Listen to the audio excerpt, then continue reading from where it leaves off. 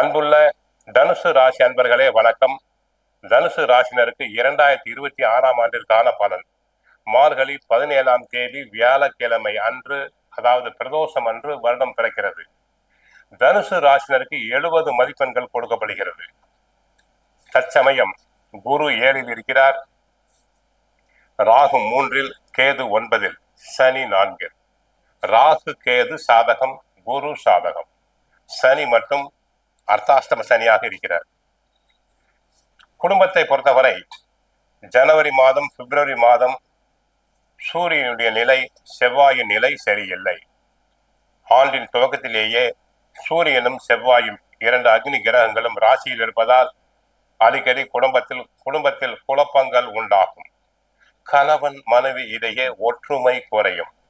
ஒன்றும் இல்லாத விஷயங்களுக்காக அடிக்கடி சண்டை போடுவீர்கள். செலவுகள் அதிகரிக்கும்.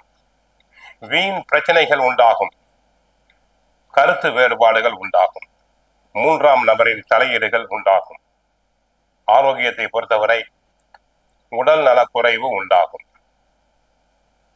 பிபி, சுகர் பேஷன்ஸ் உடம்பினை நன்றாக பாதுகாத்துக் கொள்ள வேண்டும்.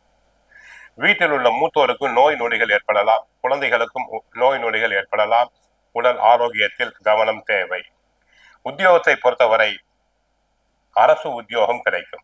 சூரியனை, செவ்வாயை, குரு பார்ப்பதால் போட்டித் தேர்வு எழுதும் மாணவர்களுக்கு அரசு உத்தியோகம் கிடைக்கும். போட்டித் தேர்வுகளில் எளிதாக வெற்றி பெறுவார்கள். உத்தியோகத்தில் நியாயமாக கிடைக்க வேண்டிய பதவி உயர்வு கிடைக்கலாம். இடமாற்றம் கிடைக்கலாம். தொழில் வியாபாரத்தில் கவனமாக இருத்தல் வேண்டும். பிறரை நம்பி பொறுப்பினை ஒப்படைக்க கூடாது. அரசியல் துறை பொறுத்தவரை நன்மைகள் அதிகரிக்கும். கட்சிக்குள் தங்களுக்கு நியாயமாக கிடைக்க வேண்டிய பதவி கிடைக்கும். தங்களின் ஆலோசனைகள் ஏற்கப்படும். அடிக்கடி பிரயாணங்கள் சென்று வருவீர்கள். மக்களிடையே புகழ், செல்வாக்கு பெருகும். கலைத்துறை அன்பர்களுக்கு நன்மைகள் பெருகும். ஆடல், பாடல், நாட்டிய துறையில் உள்ளவர்களுக்கு வருமானம் பெருகும். சிலர் கலை நிகழ்ச்சிகளுக்காக அயல்நாடுகளுக்கு, வேறு மாநிலங்களுக்கு சென்று வரலாம். மாணவர்களை பொறுத்தவரை படிப்பில் கவனம் தேவை. கெட்ட சகவாசம் கூடாது. பெற்றோர் சொற்படி அவர்கள் கேட்குதல் வேண்டும். ஜூன் 2ஆம் தேதி குரு பகவான் 8ஆம் இடம் மாறுகிறார். அதன் பிறகு கஷ்டம். ஆகவே முன்னெச்சரிக்கையாக பண சேமிப்புகளை தொடர வேண்டும். செலவுகளை திட்டமிட்டு செய்தல் வேண்டும். சுப செலவுகளாக இருக்க வேண்டும். ஆனால் குரு 8ஆம் இடம் சென்றால் கூட அர்த்தாஷ்டம சனியை 9ஆம் பார்வையாக பார்ப்பதால் அந்த அளவுக்கு பாதிப்பு உண்டாகாது.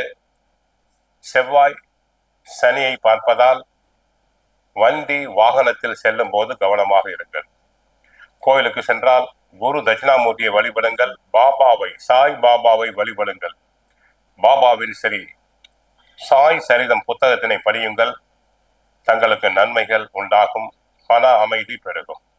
மற்றபடி வாழ்க வளமுடன்.